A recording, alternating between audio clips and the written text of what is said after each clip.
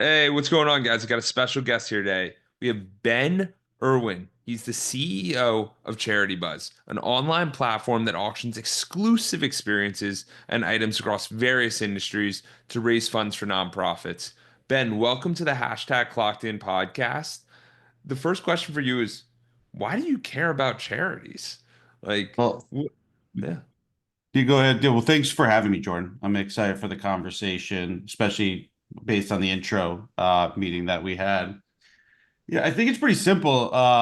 So if you think about it, charities are tasked with solving the world's most pressing problems. We want charities to cure cancer, preserve the environment, reform education, feed the homeless. There's a million other missions that they focus on. Yeah, we don't give them the resources and the tools and the incentives to have a fighting chance to be able to solve all of these really big problems.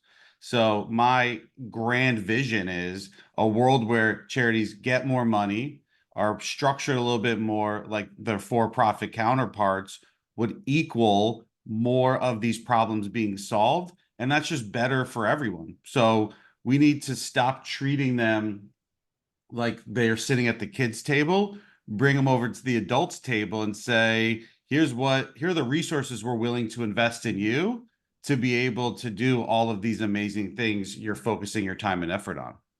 Yeah, 100%. Because I've done over 200 plus episodes, and there's a lot of people where they'll just be so nonprofit and so about the cause that you forget that you have to raise the funds for it. So it can be a very challenging dynamic.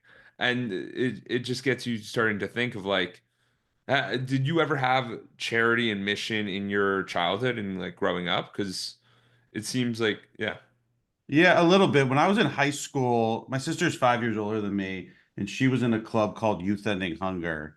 And I okay. remember growing up, they would go to local soup kitchens and they do a lot of fundraisers and they would just engage in a lot of community organizations. And I was interested in it. And it was also something that my parents told me that I really needed to do. And that was probably my first real exposure to charity. But at that point, I thought of it like everyone else does. Like it's this separate sector that's just it's pure altruism, goodwill, and we still need to preserve a lot of that within the charity sector. But again, it needs to grow. Like there's more Yeah. problems now than there was when I was a kid. So the charity sector should be growing in response to the amount of need, but it feels like it's still being very stagnant because it's still using the same old playbook. Yeah. Yeah, absolutely. There's so many people who end up having the same theories and they don't look at things differently. So what's allowed you to just coming at just a quick preview of your back story where high school, college, and then you chose a path, whether it was money or it was mission. And how is that for you? Because there's so many people my age and just even further along, people for their entire lives, they're like, I got to make enough to survive, let alone worry about other people. So, Yeah, I graduated college in 2005, and at that point, you had two options. You took the path to the left, which was go make a bunch of money, right? Work long hours, and then hopefully at some point have enough resources to be able to give some back if that's what's important to you. Or I went to school in DC, you had the NGO nonprofit route where you could have a real impact, you could do something that matters, but you're going to eat ramen noodles for the rest of your life. And I was naive when I was graduating college, and I chose the first path. I said, I'm just going to go make as much money as possible, do sales, eat what you kill. And that's what's going to bring me fulfillment because that's what working is all about. And I learned very quickly how wrong I was. I took a job, it was a sales job. I learned a lot, but I realized that, the question I always asked myself was if I wasn't doing this job, and this company wasn't providing this service, would there really be any change or impact in the world? Like, does this matter? And I couldn't figure out a way to answer that question, yes. And so that made that very much a soul draining job for me. I was there for like 18 months and I just couldn't get behind what I was doing or fathom what that would look like for the next 10, 20, 30, 50 years. So I knew I needed to find something that had a little more alignment with my passion. And as I was searching for what was next, I kind of just ran into this whole concept behind the intersection of for profit and doing good. And to me, it was the merging of those two paths. It was kind of the birth of social enterprise. Yeah. Fortunately, now there's a lot more companies. There's a lot more opportunities for people younger than me to get involved. But it was the best of both worlds. I could build something, could make a good living, but again, I could ask myself that question again: what would happen if I didn't do what I did, or this company wasn't in existence? And now looking back, I can say it's like a $500 million that wouldn't have been raised for charity. That's what we do. So that is what keeps me really inspired, because you think about what the opposite would look like. People would be in a tougher situation, organizations would get less funded, and that's not okay for me. Yeah, and that's a really great question. And I realize that the more people develop and the deeper they get with themselves and a better understanding of themselves, the better questions they start asking. So as you ask yourself that question, I know everyone in the audience is sitting there going, wait, is what I'm doing matter? Am I doing the right things? Am I? So if people are finding that they're not getting a yes to that answer, how do they start looking in different directions to kind of find that something that's more alignment? Yeah, I What think it, you have to. I think you probably have to dig deep, do some soul searching of what matters to you. For me, it was doing something in this purpose driven sector, but that's not for everyone. And I don't pass judgment on anyone. Everyone needs to do what inspires them. That's what I think makes the world go round. And a lot of it's going to be trial and error, right? That first job I had, I didn't like it. I learned a lot, and I've been able to leverage those skills, but I also learned what I didn't want to do, and that's yeah. important. So every step in the process is valuable if you focus on getting some sort of benefit out of it.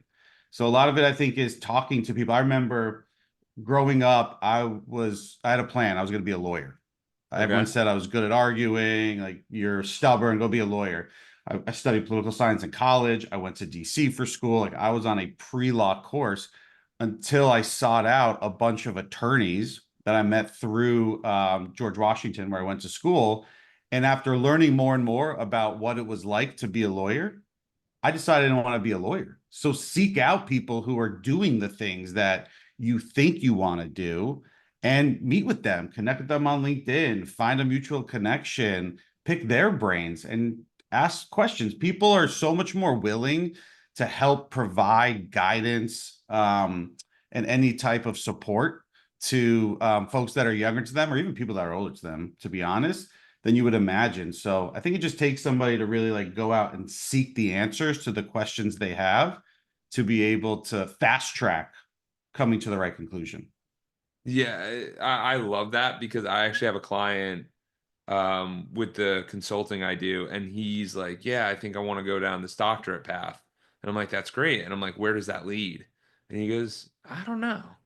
And I'm like, "Well, why don't you find 10 doctors, like 10 people from the program and ask them what they're doing and be like, yes, no, yes, no, yes, no." And that gave him so much more clarity on like you just understand that and you're not impeding on people by asking them about you're actually raising them up to be more confident and realize how much they've actually developed, so it gives them a lot of purpose in what they're doing. So I think that's Totally an act. agree. Yeah. So more people have, it's literally how I started the podcast. It was me wanting to do intro calls with people and then being like, wait, that's probably a waste of time because that doesn't provide as much value, or I could just have this conversation, record it, and then just use it as content and also have the same conversations with the people. But now you have an audience who listens, you have people who want to be there, and it's just a win-win-win. It's a little bit of extra work, but it's the same concept that I found, which was super interesting. Yeah, and it's worth it. You're never gonna, if you invest the time in doing this, you'll end up probably where you want to be. And then when you look back, you're never gonna regret it. You're never gonna Yeah. regret having those 10 intro calls, taking the extra time after work one day to have a drink with someone and learn more from them. Every one of them, even if you don't get the information you were seeking out of that specific conversation, it's still going to inform you somehow down the road, right? It's just going to like build the context and the knowledge. And I think that's always an important way to justify whether or not to invest additional time in anything is think about what happens after. Will you regret doing it? Yeah. if the answer is no, it's almost like going to the gym or like working out, right? Like you don't want to wake up early before the sun comes up and go to the gym. But do you ever Yeah. go to the gym early and after it be like, man, I wish I stayed in bed longer and didn't go to the gym? No. Every time you're like, I did something awesome today. That was great. And that's how I remind myself to Uh, exercise. Like, I won't regret this in 2 hours. So just get up and go. Because the opposite is you will regret pressing the snooze button 7 times. yeah, I love that because most people don't think about it. When you look at regret in like the big picture, especially for me, I'm 28, so it's me seeing this in the lens of, hey, I'm 80 and I'm regretting my life. But you view it as regret in the next 3 hours. Like, am I going to be upset that I worked at? Absolutely not. We love that. Like, that's going to be a good thing. And that's kind of what ends up happening probably with Charitybuzz, where you're like, would I regret actually like doing these cool opportunities and making this stuff happen? So how did you get involved with Charitybuzz? How did that start out for you? Yeah, so I moved back to Connecticut after living in DC. That's where I grew up, and I found this idea, which was Charity Buzz. So it wasn't a business yet; it was just an idea. And the whole idea started from attending a live charity auction and them offering up out of nowhere the chance to have lunch with President Clinton. And people were really excited because this was like pre-experience economy boom. Yeah, But it's like, why are you only allowing like 100 people to bid on this? Like this has yeah, global appeal. You get this in front of more people from around the world, you're gonna like 10x the amount of money you can raise. And so then absolutely. we went out and we built it. And when I learned about this idea, it didn't really have a business plan. Again, my background was in sales, so I just decided that I was gonna be the director of business development. Made up a title. I remember I printed up a business card, made me feel really cool. And I just went out there and started calling and meeting and cold calling everyone because what I realized I first had to do was I had to legitimize or validate the business model and the concept with all of the potential prospects. Yeah, And to do that, I had to learn like what does a fundraiser do? What's the day yeah, to day of a director of development? What are their pain points? What do they need more of? And as yeah, I learned more and more about that, the business evolved kind of in a parallel path. And it ended up growing really fast initially. And then we sold it in 2016 to a very prominent entrepreneur, Todd Wagner, who's Mark Cuban's business partner. They started broadcast.com together. And it was cool because it's been two separate jobs, but yeah, within the same company. It was kind of like the pre-acquisition and post-acquisition. And ever since Todd acquired it, it's been one of the best lessons and experiences I've had. 2, 3 years after he bought it, he put me in charge of the whole thing. And really thinking about it with like business principles. Like, yes, the output of what we do is philanthropic, and that's what it matters, but we have to use capitalistic principles, tendencies, to be able to drive the desirable outcomes. So you kind of have to like take out the charitable element on your day to day because you're just yeah. trying to maximize results. And for us, maximizing results is for charity. And that's then what I can inspire everyone to work harder and be really committed to the mission. So if the underlying revenue goes up, which is theoretically these experience sell for more, then the business does better, and then obviously more money's going to the charities. It's a pure rev share model. So it's Uh, like we all have the exact same goals. And it's great because and this is what we learned early on with charities is they're very reluctant to pay anything out of pocket before they take money in. But if yeah, you're saying I'm going to produce you this incremental or unrestricted dollars and I'm going to take a portion of it, it resonates because this is money they wouldn't have raised anyway. So it's not 20% or 10% or any percentage point of dollars that they were already going to bring in that now they're paying to their payment processor or their CRM or whoever.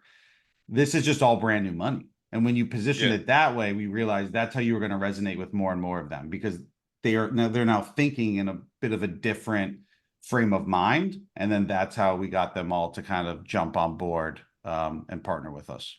Okay, very cool. So that was the way of approaching the charities.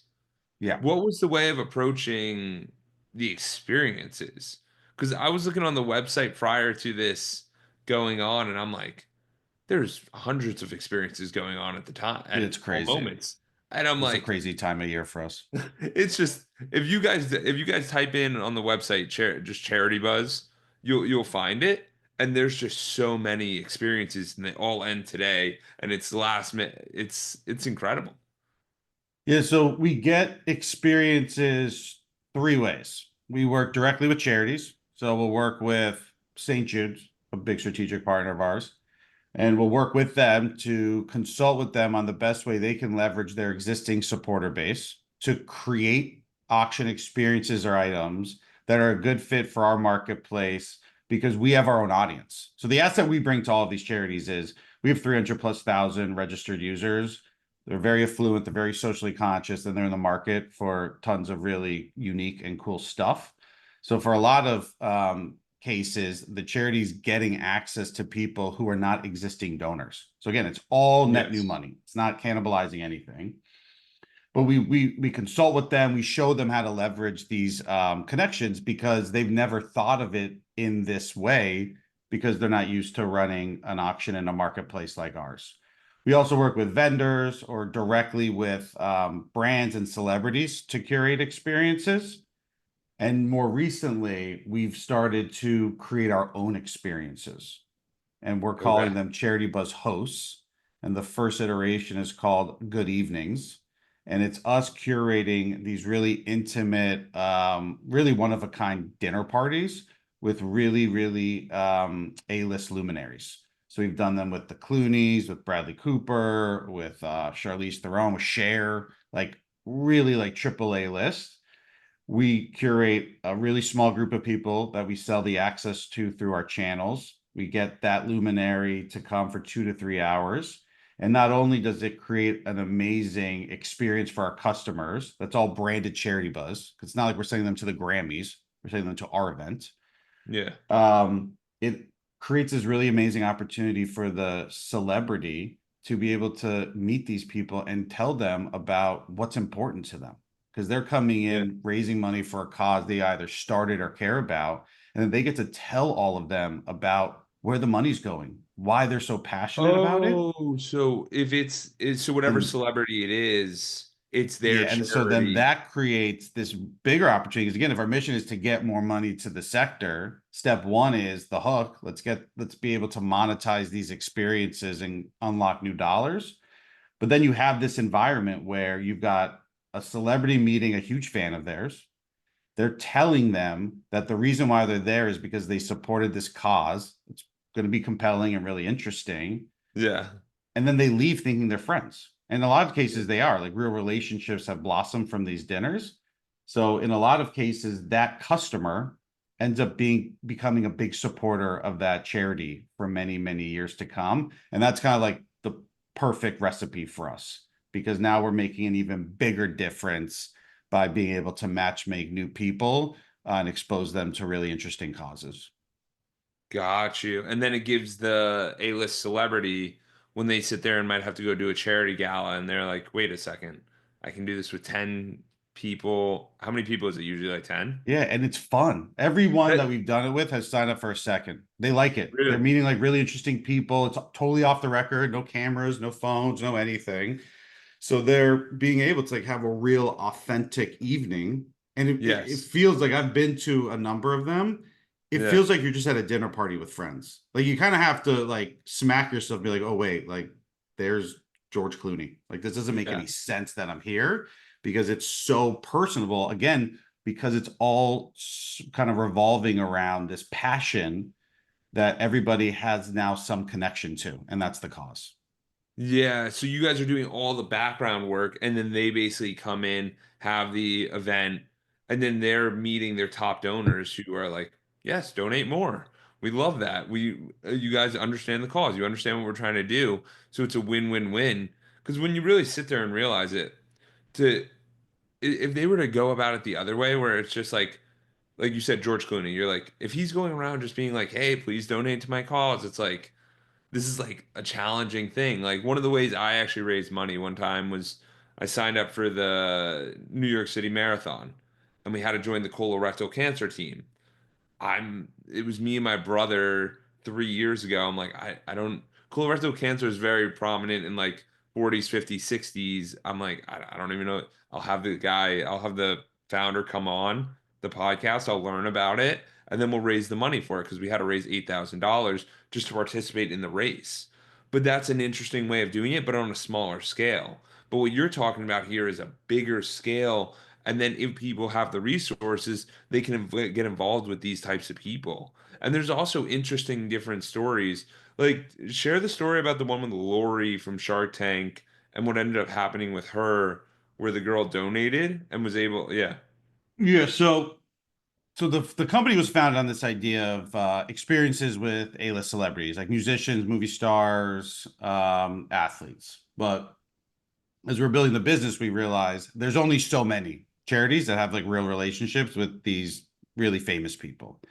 So years ago, we auctioned off the chance to have coffee with Tim Cook at Apple. We thought it was cool, yeah, but we didn't think it was like, like Brad Pitt cool. Sold for yeah. $600,000. Oh, So that wow. that moment, it was like, oh, business experiences, and it makes sense. Like there's inherent value in somebody getting in a room with a titan of industry. So we started really focusing in and doubling down on business experiences. So then we got exposed to the Sharks and like Marcus Lemonis from The Profit, who were kind of at like, straddling both. They were celebrities and business leaders. Yeah, So Lori did a campaign to have lunch and basically like picture a business idea, almost like a mini Shark Tank, to support. I think it was for the Chicago firefighters relief organization. So we auction it off. I think it sells for 30 or $40,000, and we find out that the winner of the auction was an entrepreneur. She had created a product called the Running Buddy, and it was a little neoprene type fanny pack, but it would kind of like stick to your side. So when you run, it didn't flap. You could put like your keys and your valuables in it. yeah, And they had $40,000 left in their business account. This was it. And they just decided that this was something, told them that this was how they needed to gamble the rest of the money they had to their name for the business. So they win, they go and meet with Lori. It's like a great opening, because I always say the ultimate icebreaker when you go and meet somebody who just spent a bunch of money to sit down with is you supported a charity they care about. So the first thing the celebrity or Lori says is like, thank you. I really appreciate yeah, what you did for this cause. Ice is broken. They start talking to her about the business, the story. They bring a couple prototypes. She loves it. She puts it on QVC. She sells out, generates like millions of dollars. They end up having a very lucrative business. Lori ends up having a really good deal for her and her business. Charity makes a lot of money and everybody wins. And it's like really only could happen through a Charitybuzz experience. And like yeah, that does not happen as often as I would like it to, because the content's so gold. But that's like the perfect storm. Like yeah. everything works, and it all starts with creating an experience to support a charity, which is kind of at the core and a fundamental level what we do. Yeah, which is incredible. And you start to hear stories like this and you start to realize that there's so many opportunities out there. Like there's ways of differentiating yourself with charity. Because a lot of the time people think charities are give me a handout, like give me some money, like can we please have some money? It's that Giving Tuesday, it's the charity time. But you're changing the way people are looking at this. So from your experience, what are you seeing that we need to adjust the way we look at charity. What are you seeing with that? I think at the beginning, and it's really clear, and I have to say this, is what we do is not supposed to take the place of what charities are currently doing. It's to go on top of it, right? I think for the longest time, charities have had to make a this or that decision. Okay. And I want them to make a this and that and that and that and that decision. Again, just like the world of for profits. So Yeah. that's one. Two, there's a couple crazy stats. One is the percentage of GDP that goes to charity in this country has hovered around 2% for 70 years since they started measuring it. So every generation is not more charitable than the last when we're talking about relative money going to charity. Yet the number of charities during that time have increased 40x. So Oh raising wow. money is really hard. And at first you're like, that number it's scary, doesn't make sense, it's surprising. But if you think about it, charities haven't really innovated the way they fundraise. They do galas, they do direct mail, they maybe still do phone calls. Now they're doing online fundraising. But the premise is the same. Hey, Jordan, you live in Florida.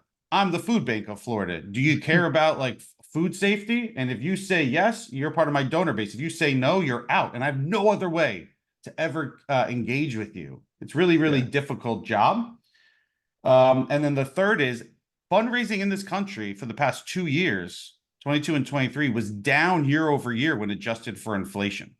Oh, And again, wow. you could say, all right, it's inflation hurt everybody. People hold on to their wallets a little tighter during these moments of increased inflation. But in 23, the stock market was really strong. And it's the first Yes. time, I believe, ever that fundraising has been down when the markets have been up double digits. Oh, So, wow. what does this all mean? I think we're starting to see the capacity of just what these traditional fundraising activities can produce. I think it's 2% of GDP. Like, Yeah. uh, I can't really figure out any other explanation for it. So what can we do to get that to 3%? Yeah. Right? It's not a huge number, but it's a 50% increase.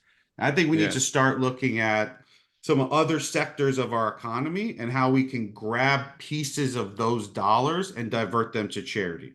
So Yeah. they're starting to measure what they call non-essential activities. Restaurants, travel, tourism, cultural events, museums, concerts, all of the things we spend money on that we don't need to survive.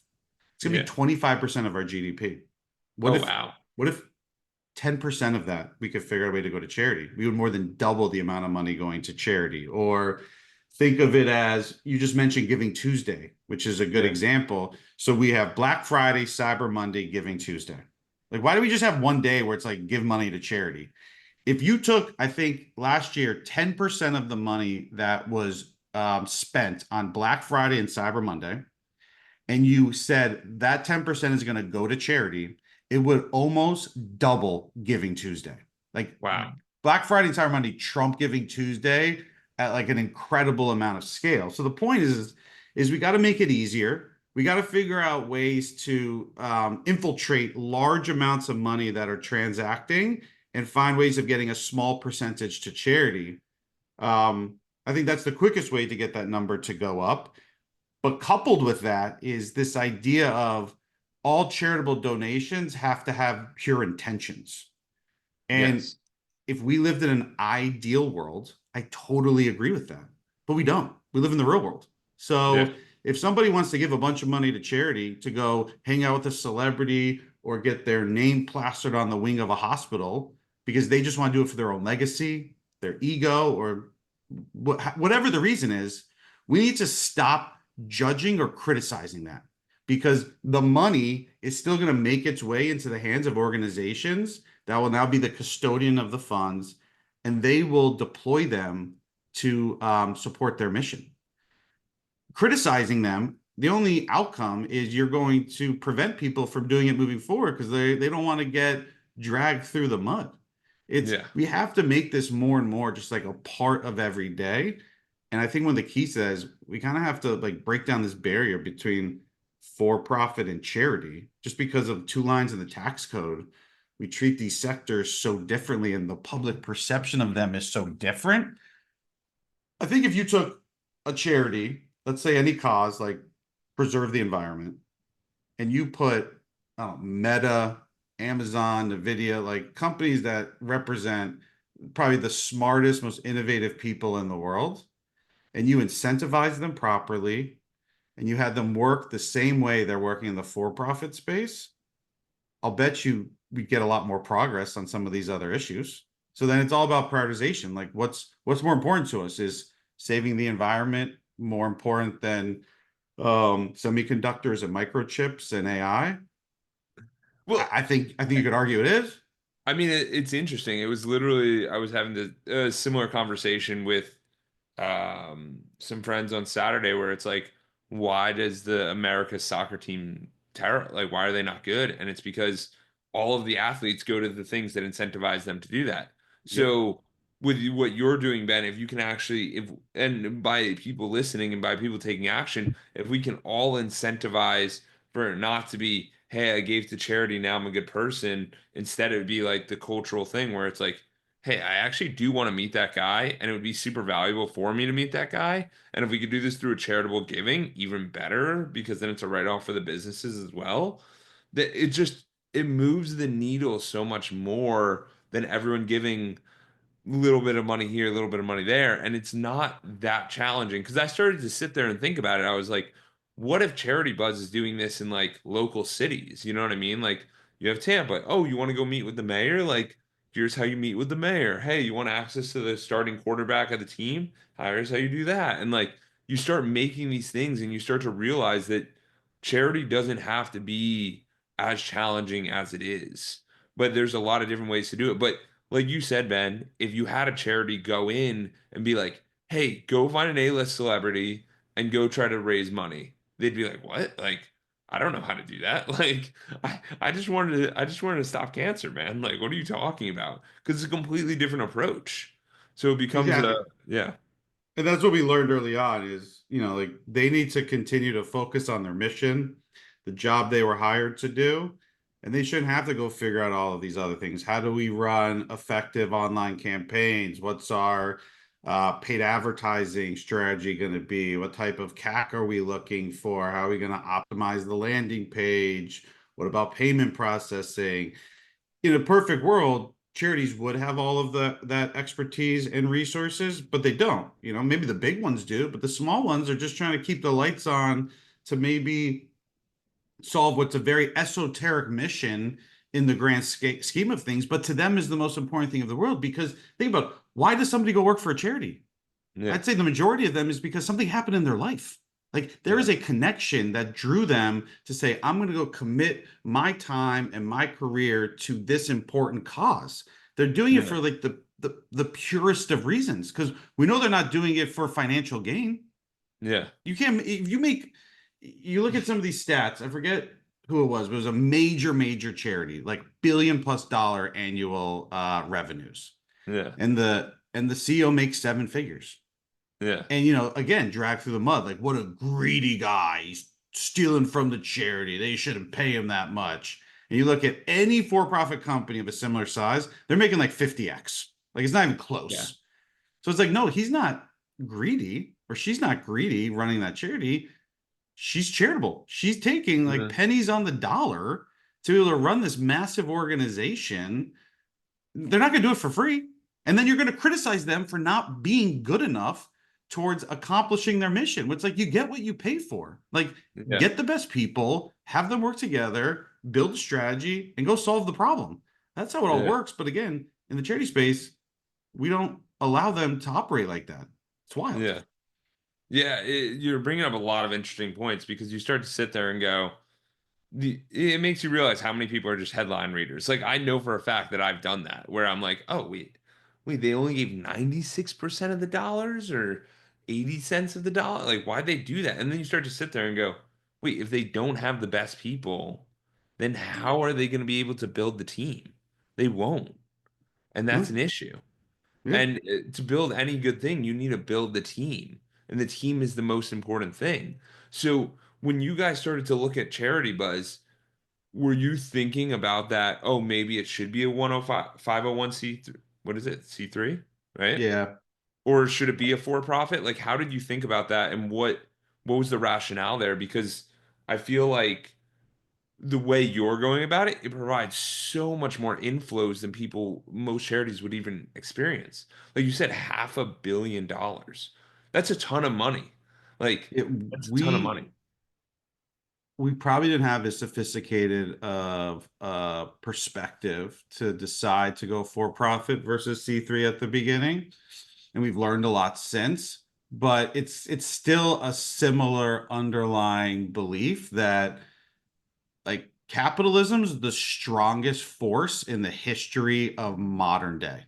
Like Yes, capitalism makes everything happen. We 100%. all know about the negative consequences or effects of capitalism, but why don't we figure out ways to leverage it for good? Like if you can create, it's almost like I think a good comp is cause marketing, right? They figured out early on that if you align your brand or your product, mostly in like the CPG space, starting out with a cause, It's a good thing to do because you're Yeah. supporting an organization that's doing well, but like your customers will buy more from you. So like Yes. that's the perfect like combination of two different factors. It's like you're doing something good and it's increasing value for your shareholders. Like Yes. that's where capitalism will drive you. And again, that's where intentionality doesn't matter. Let's say the chairman of that company decided to do it because he was greedy and wanted to make more money. Yeah. Great. We're not going to convince him otherwise, right? Like he's probably past the point of like seeing the world differently, but he knew that if he created this campaign or listened to a couple of his, lieutenants, that aligning with this cause was going to increase sales by 20%, and that's what drove the decision. Great. Like again, I wouldn't criticize them based on like their intentionality. I would just say that's awesome. You're doing something that matters, and in that case, what's driving you is capitalism. We know capitalism will drive you a lot farther and a lot faster than pure altruism. We see it every day. Yeah. So why not Yeah. take advantage of it?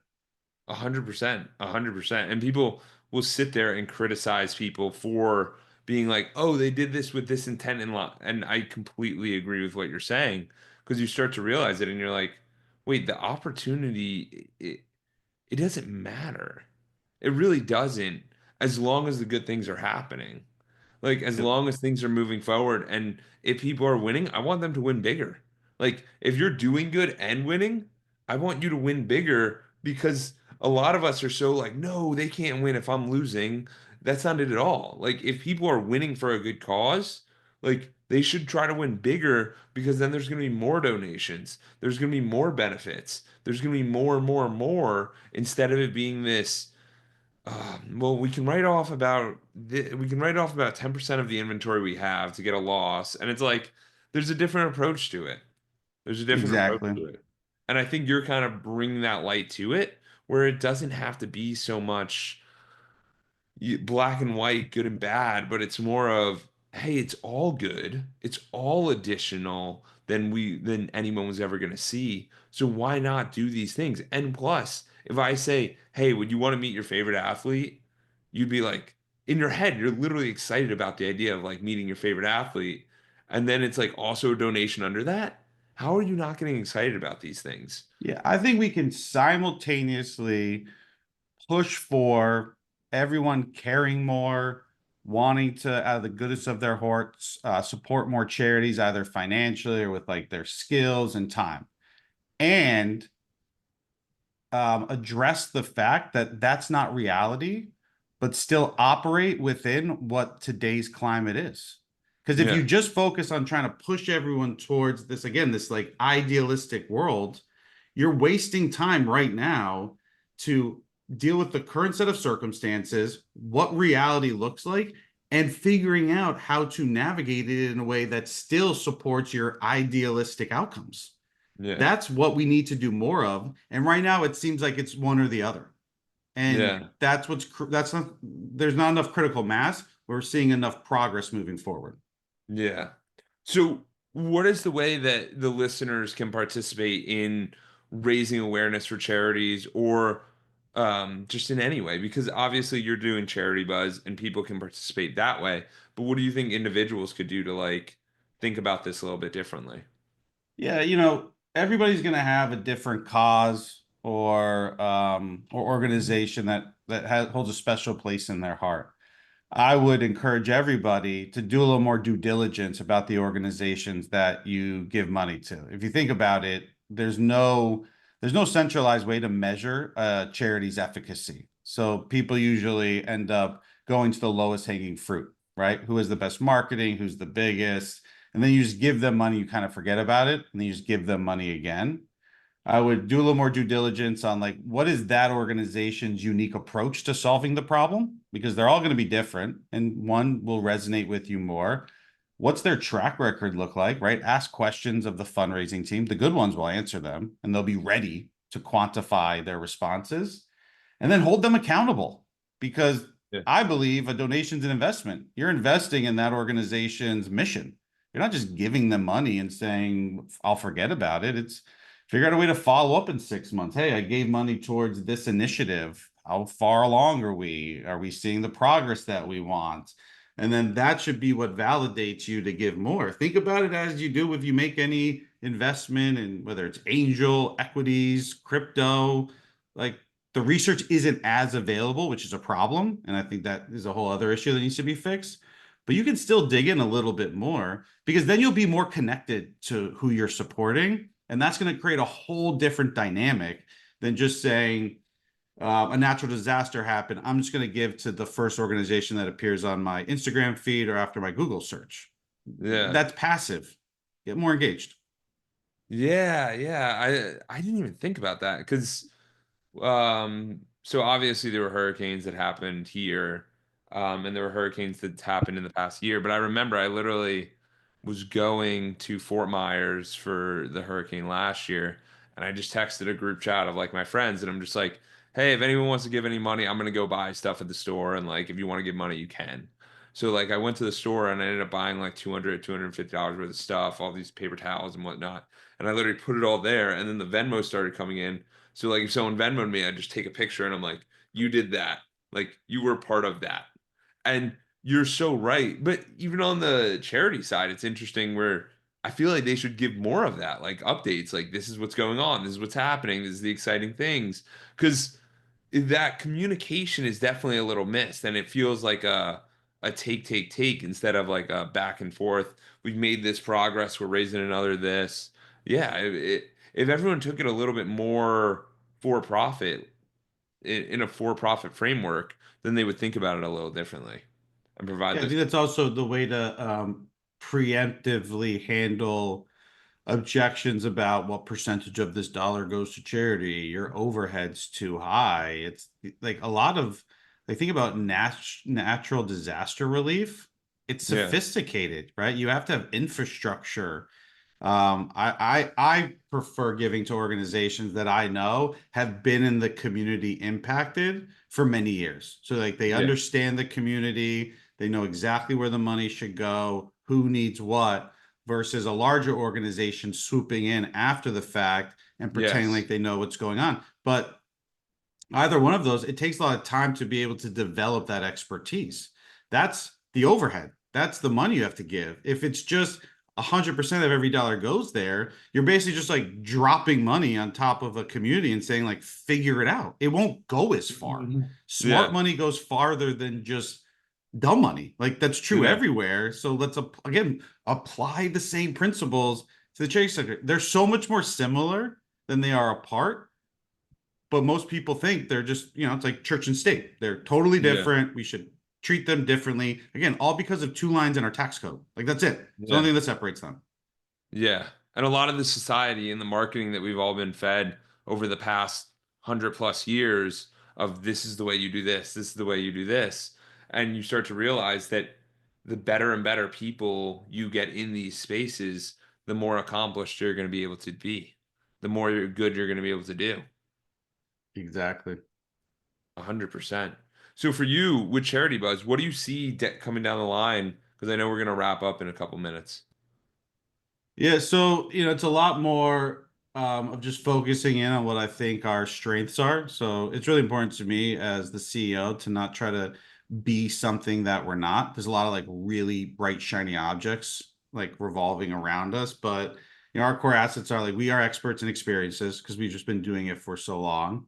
We have this incredible Rolodex of charities, celebrities, brands that we've worked with. So we have that credibility that most others do not, and we have this customer base. So now it's like, how do we scale this?